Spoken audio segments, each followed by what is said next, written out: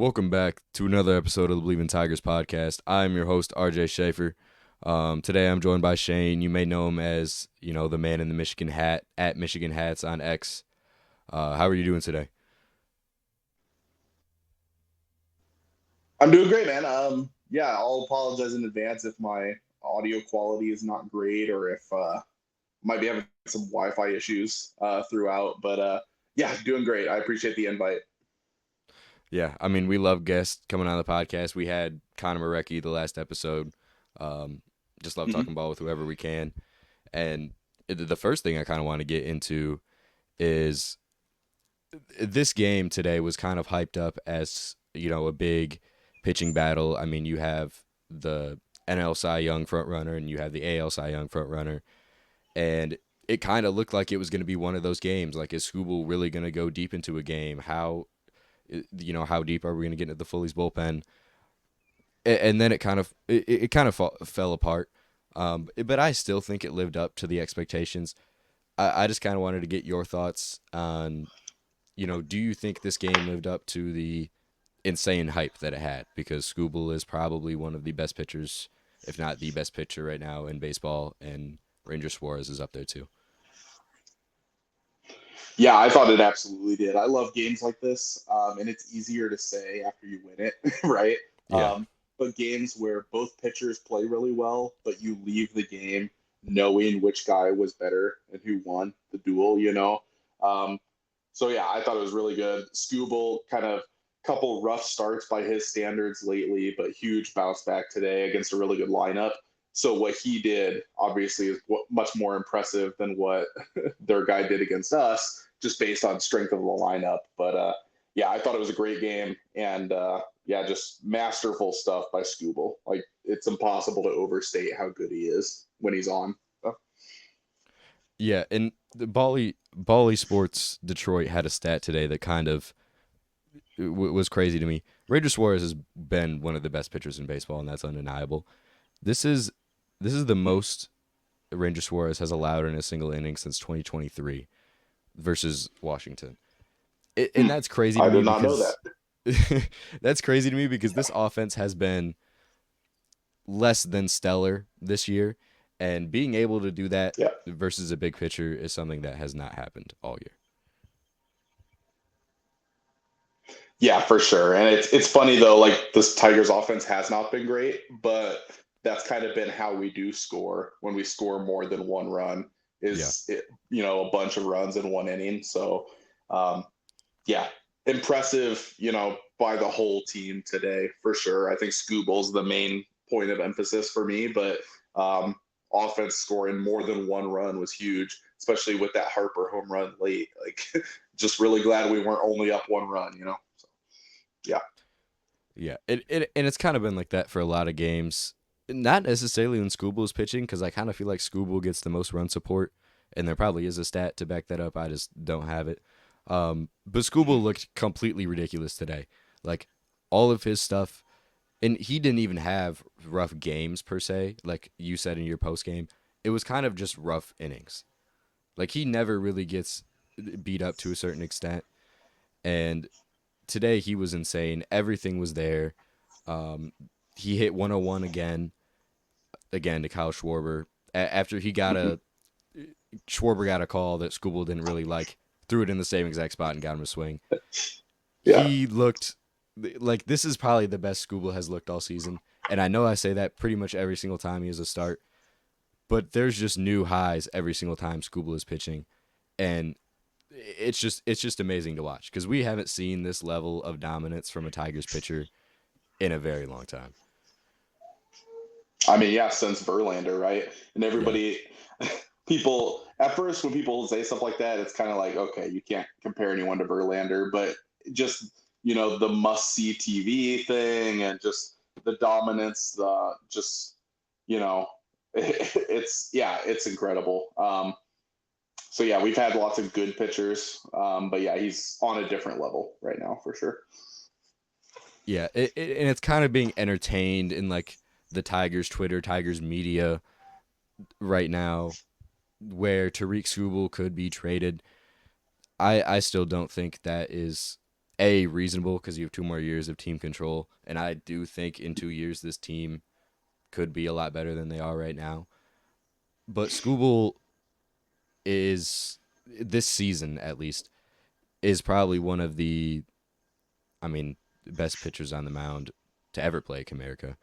Um, Mm, but yeah, just the stuff looked completely ridiculous, and I think this is what the peak of the 2024 Tigers look like. Like it's a pitcher going 7 innings, whether that be Flaherty, whether that be the Mize on an occasion, Skubal, um, and a 1 inning explosion. And I think this is what the peak of a Tigers offense looks like.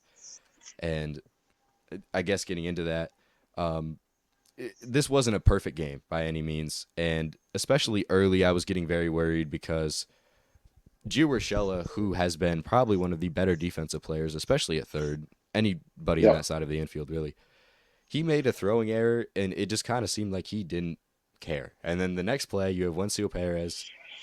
Very lucky the Phillies did not score on that play. He kind of muffed a ball that came straight to him. The defense, I'll just say it straight up, it has really been abysmal. Kind of hard to watch at times. But what do you think the defense would need to do to step up to another level? Because Yeah. it's hard to watch at times. Yeah, this one's really hard to answer. I have so many thoughts on it where kind of like the offense coming in bunches in an inning, it feels like the bad defense will all happen at once in a lot of Yeah. these games.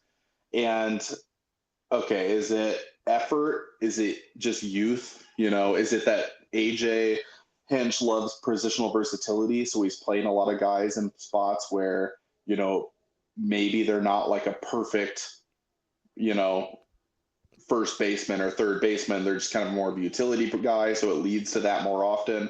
I don't know. I've kind of wrestled with this all year. I think I wish sometimes AJ would be a little more, and maybe he's like this behind the scenes, but I wish he would kind of make a statement and sit a guy sometimes. Or I don't I don't know what the answer is though. A lot of the guys, it's like Colt Keith has been pretty bad on defense this year. That's was kind of expected of him coming out of the minor leagues. So is that just who he is? When guys who aren't hitting, so like Javi Baez or people like that who aren't hitting well, struggle on defense, I have less patience for it.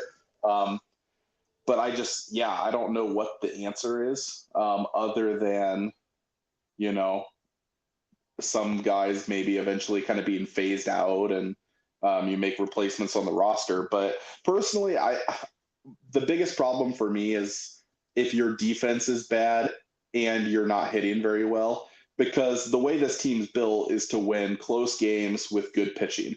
And so to Yeah. do that, you need good defense too. If you're a team like the Yankees, you don't really care as much about defense. So like Juan Soto is not very good on defense, but it doesn't matter, you know? Yeah. So if this team was built differently, like those Tigers teams when we had Cabrera and Prince Fielder and, weren't very good on defense, but you hit well enough, it doesn't matter.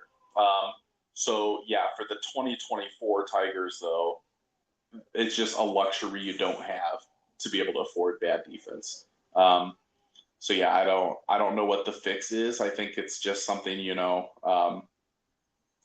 try to maybe improve your offense this offseason to overcome that.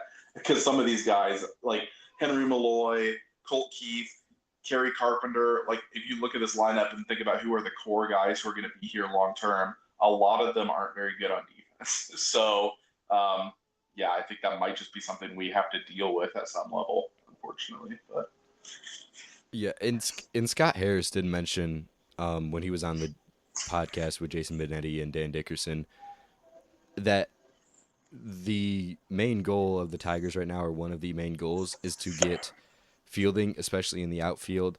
And the two names he mentioned were Matt Vierling and Max Clark, which I thought was very interesting. mm-hmm. But I also wanted to raise a question about Ryan Kreidler, because he was supposed to be a very defensive guru, a very big, outs above average guy, and he was supposed to come in and be. We didn't know how good the bat was going to be, and not that he struggled at the plate, to be fair, but he was supposed to be a guy who was very good in the field, and he has not been that.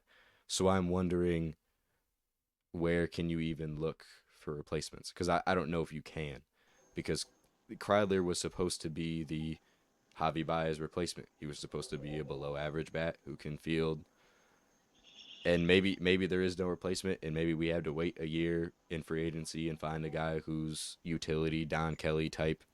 Man, I miss him. Um, Yeah. but the I get very frustrated with Kreidler sometimes, and today he showed something that we haven't seen all year, something that we haven't seen from Hinch all year. Kreidler bunted in not even like a sacrifice like run scenario. Like the bases were not loaded. Um, and I kind of wanted to get your thoughts on this because this was a shocker for me watching the game because I'm not sure what it is with Hinch. I'm not sure if it's he likes to play an older style of baseball. I'm not sure if it's he doesn't think his team is good enough at bunting or whatnot, or it's there's Mhm. not an analytical advantage. Um, but I've wanted to see small ball offense this entire year, and we finally saw it today. So I just kind of want to get your thoughts on, is this something that is foreseeable in the future, or is this just a one-off? Hey, we bunted for the second time this season. Yeah, it's hard to say that it's much more for me than a one-off when, like you said, AJ hasn't shown any really willingness to do that. Yeah, Um, I think I agree with you. I'm not a big fan of playing like that. Like normally it'd be you have the extra runner on second and extra innings as an example.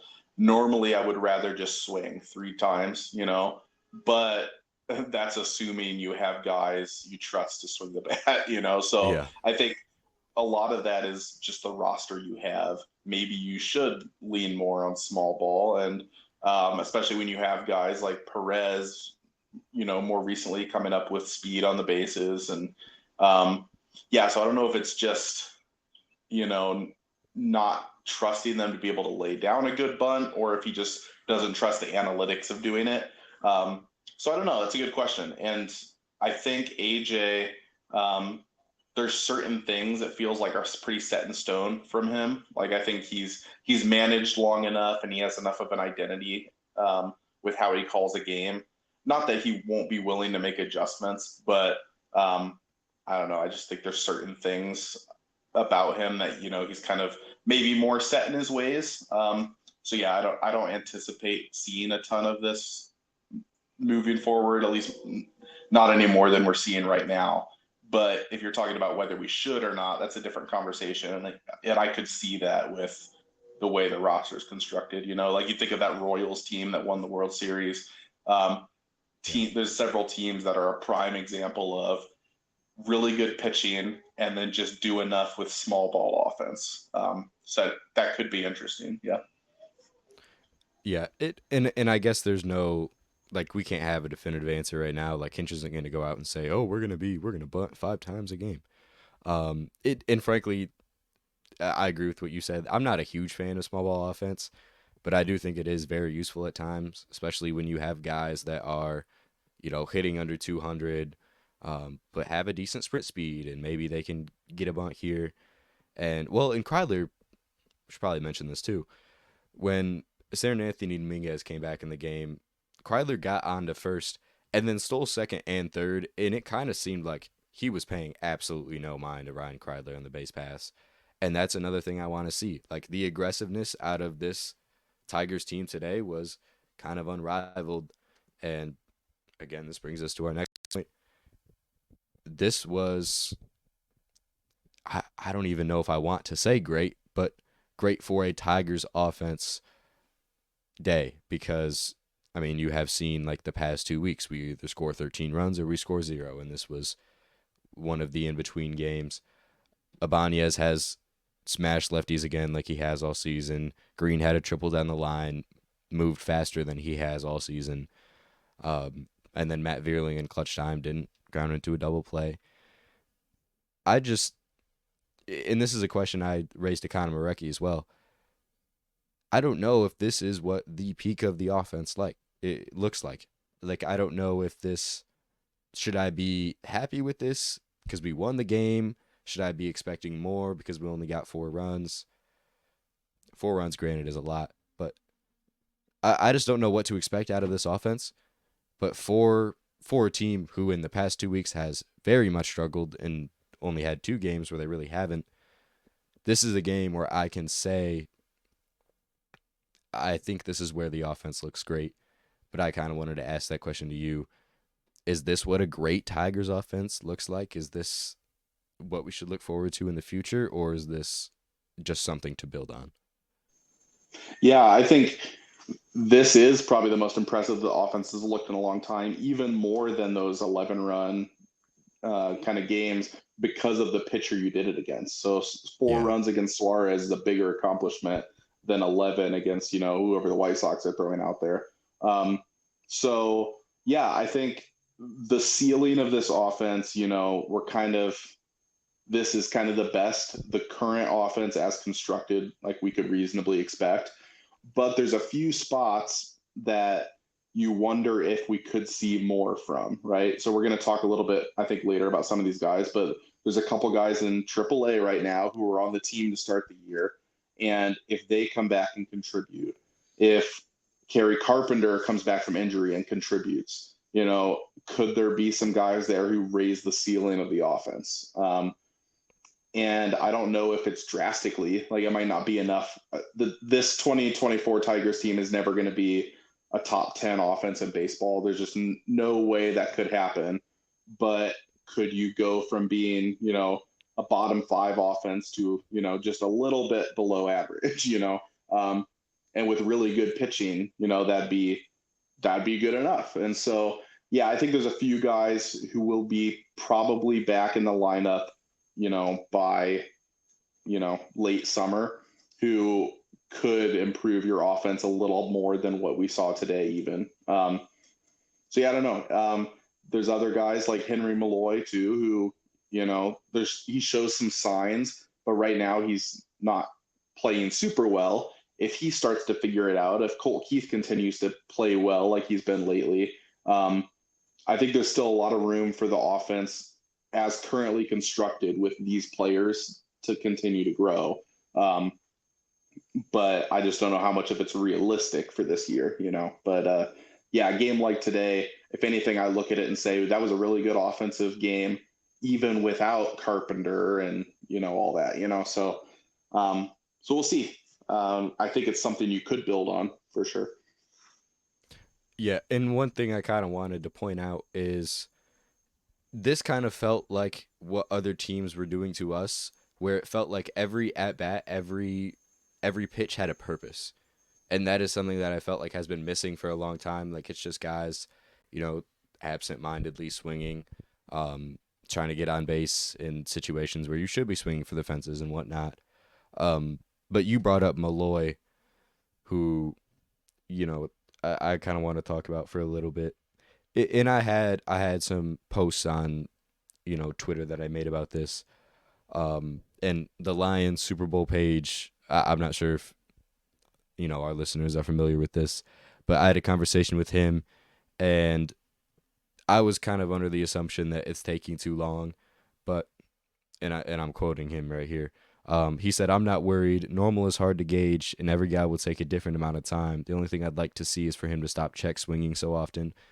And I think that's a fair point because there is really no gauge to see how guys will adjust to MLB pitching because uh, we saw Torque who kind of adjusted to MLB pitching and then kind of phased back out, and now he's back in AAA, and now he's trying to get back to that, high velo fastball. Can he hit that again?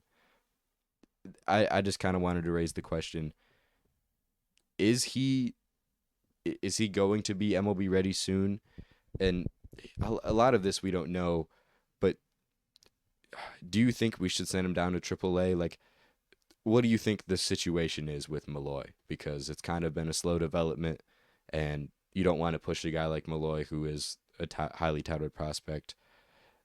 But there are gaps in his game, and there are times where he succeeds. So I just kind of wanted to get your thoughts on what does Malloy's 2024 MLB season look like? Yeah, that's a very hard question to answer for me because if you're a good team, right, like you're contending for your division, you're thinking playoffs and standings, you have to have a shorter leash with guys who are struggling. So if a guy he's a young guy, he makes his debut and he has a 2 week really bad stretch, you got to send him down, not just for his development, but because you can't afford to have him hurting your team. So with the Tigers, where we're at right now, it's kind of the blessing and the curse of being where we're at is you can kind of afford to give guys a longer leash to figure things out. And Yeah. so the question then, I think, because for me, this season's really just about player development more than where we're at in the standings. And so I think Scott Harris has kind of admitted that too. Um, so because of that, the question is just which is better for their development? Is it to face major league? And yeah, same chat you're talking about. I had asked this question too. Is it to face major league pitching and to fail, but at least you're seeing it and you can try to adjust at the major league level? Or is it to go to AAA where I think there's a bigger gap between AAA pitching and major league pitching than we've ever seen? And so does going to AAA and crushing low 90s fastballs from a lot of those guys really change anything? Obviously, you can still develop there, but which kind of development is better? And maybe it's a case by case thing. But like Colt Keith, right? He comes up, he had really been bad. And it got to the point where it was really hard to justify him continuing to start.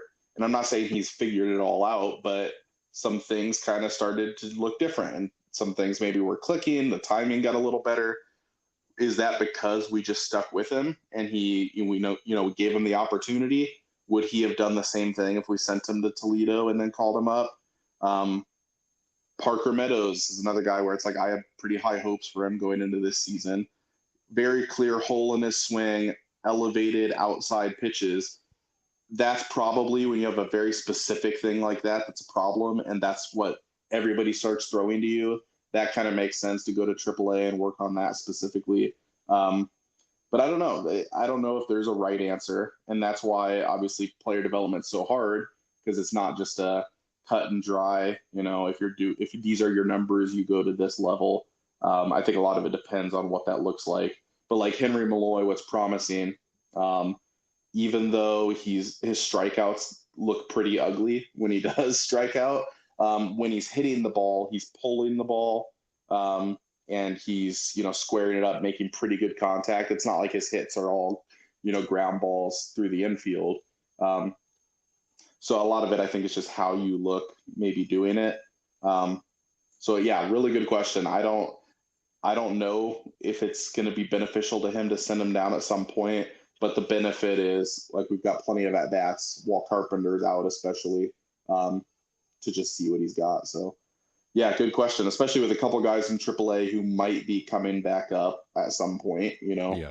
Does somebody have to go down to account for that? So, Yeah, it's kind of the age-old debate, and you hear this on MLB Network and other places. Is it worth the hit to a guy's confidence to hit at the major league level, even if he's not at another level? But I mean, I guess we can't really have an answer for that today because there really is no 100% answer. Because if you have a guy in AAA, like you said, the gap between AAA and MLB is a lot larger than it has been in previous seasons.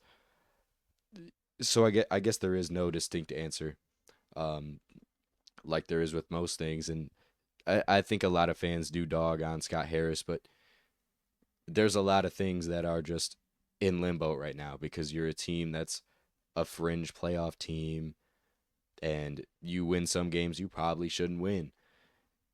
And it's hard to make decisions as a GM, as a president of baseball operations. Um, One last thing I wanted to talk about the game today actually was there was kind of a I put it as a pitch clock fiasco, but I'm not really sure what happened, and I think the Tigers got lucky, to be honest.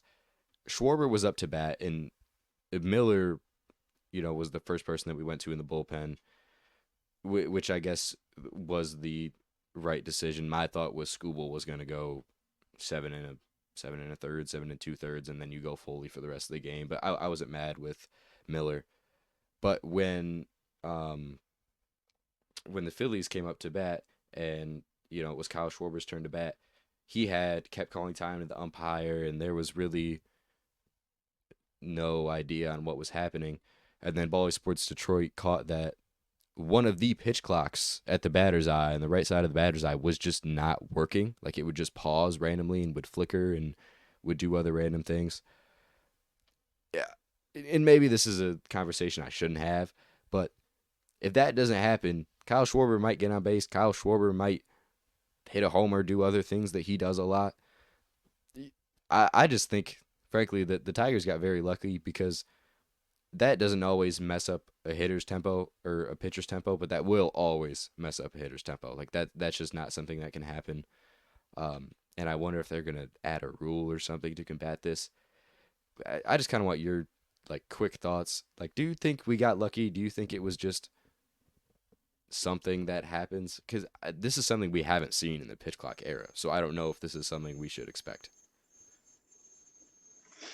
Yeah, for sure. It's interesting. Sorry, I think my Wi-Fi is having some issues, but I think this should still, be able to hear me hopefully. But yeah, I think we, maybe a little bit of a home field advantage. Not that it was intentional, but just, fortunate. And so, yeah, it's kind of surprising we don't have more issues with just the timing of stuff like this. Yeah, Um, but yeah, I don't remember. There's been some examples of like, I feel like this was earlier on when they instituted the pitch clock of clocks just going out, like you'd yeah, have no pitch clock and then, they'd put maybe one off to the side or something. But yeah, overall, I think, and this is kind of a side note, but like I think the pitch clock system has been really good for yeah. baseball. But just one of those kind of oddities. Yeah, with I don't know how that happens tonight. I'd be pretty irritated if I was Schwarber, um, for sure. So yeah, but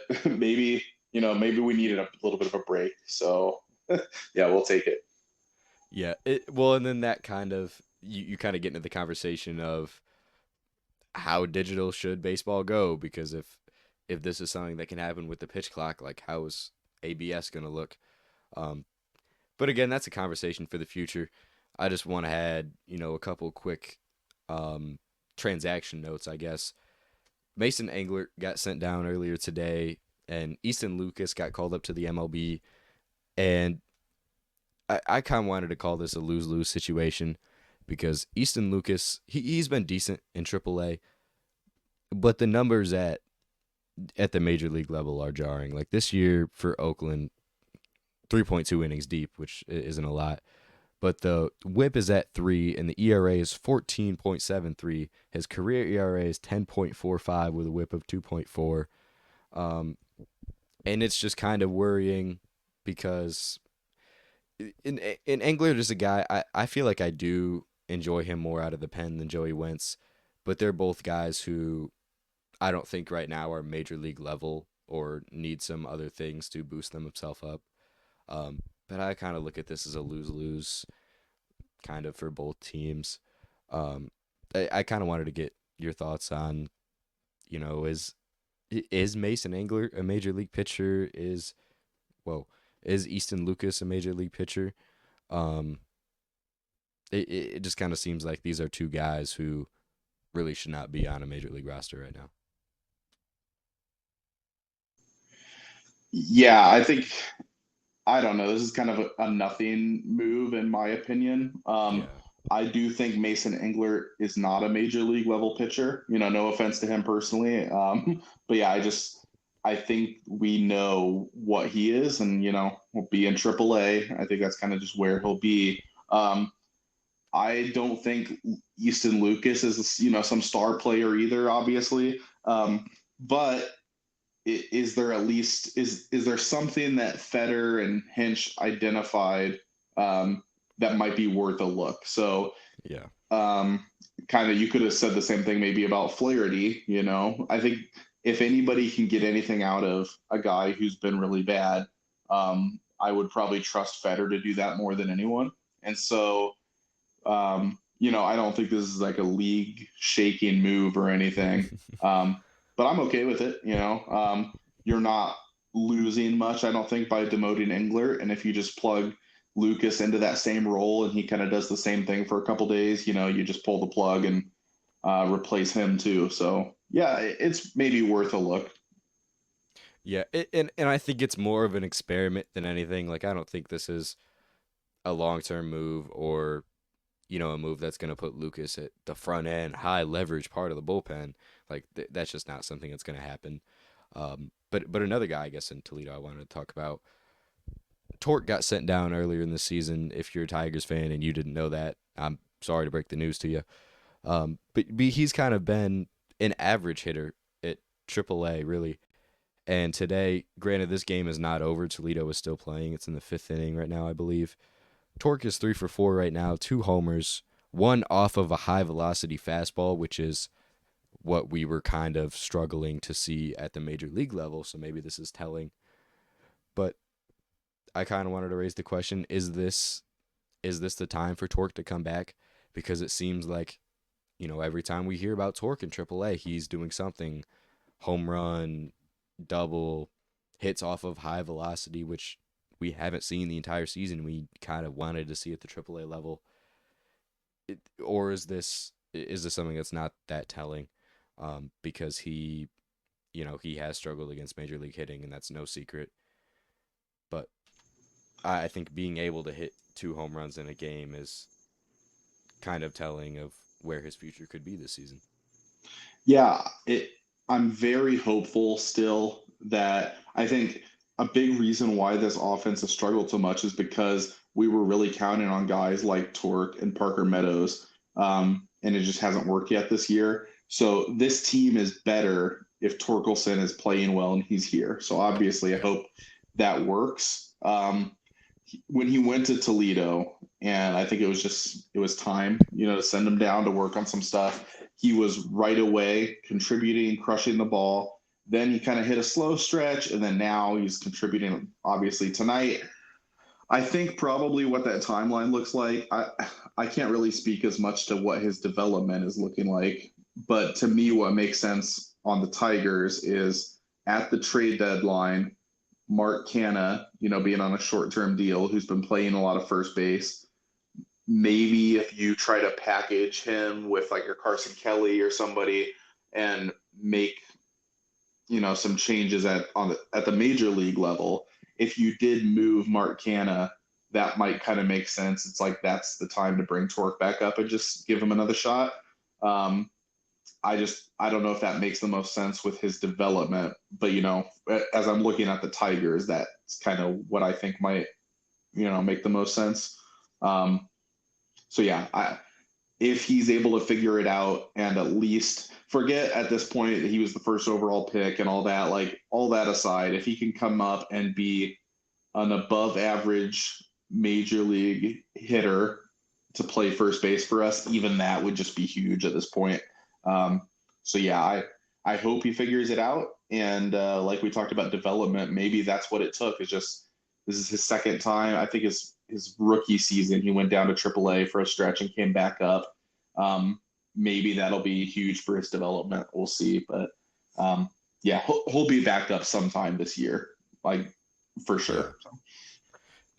And I think it was kind of telling after the stretch being able to adjust, which is something that hasn't happened a lot for Torkelson. Um, I think is very crucial. And there's been a decent amount of guys who have been on rehab trips this year, but Javi Baez is one of those who is still. He's in Lakeland right now, I believe. But Chris McCoskey tweeted today that Javier Baez is still rehabbing. He's doing baseball activity, but he is expected to be with the Tigers on their trip. And Hinch came out and said he's facing a quote unquote extensive rehab assignment once he's cleared for competition. So I wonder if that's maybe because Hinch will never really come out and say a lot of things about his players, but maybe that's Hinch trying to say this is Baez's chance to prove it because he's kind of needed to do that the whole season. Um, and I guess this isn't big news, but it was kind of shocking to me to hear that he was going to be under an extensive rehab program because I figured he was going to be in Lakeland for a couple of weeks, play a couple games in Toledo, and be back because Hinch had said, we're not gonna not play Baez because they were asking, Torkelson got sent to the bench, and then Torkelson got sent to Toledo. Is this something we're looking at Baez? And Hinch just straight up said no.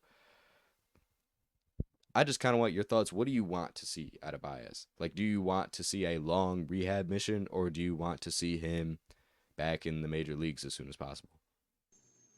Yeah, it is interesting, like you said. I thought it'd be a shorter rehab thing. Mm, But then they were talking about surgery and like back stuff is just hard to know. It's kind of the same thing with Kerry Carpenter right now. yeah. You can have a very wide range of recovery times for stuff like that. Um, so I wonder too. So he had said that the back thing he had been like kind of working through. It sounded like for like the last year and a half. Um, does a longer rehab start mean more than just healing his back? Like, does that mean there's other things now with his swing they want to work on, and Mm, trying to get back? Like, because if he's been adjusting his swing, compensating for like a small back injury he's been working through, do they need to like rehab that back to get him back in baseball shape? Yeah, it's so hard to know what that means. I'm okay if they take a while because it wasn't working. And so if they think, we need more time to get him right, um, I just know obviously he's been a subject of a lot of just anger by the fan base and that contract, which it might be unfair to blame Hobby for, but that contract and his production, like it hasn't been working. So part of me thinks the sooner we can get him back up, just so we can, let this play out one way or the other, let him turn things around, or, make it clear that we need to make a change. I think I would rather have him up here so we just have an answer. yeah. Because the longer he's rehabbing, that's just it's kind of on hold. Like you're just in limbo, waiting to see what we do. So, um, but if taking a long time, is what they determine needs to be done to fix more than just his injury, but like the effects of that over the last year, yeah, it's hard to know what they meant by that. Um, so yeah, part of me wonders if this is kind of going to snowball into a thing where maybe we just don't see him back this year.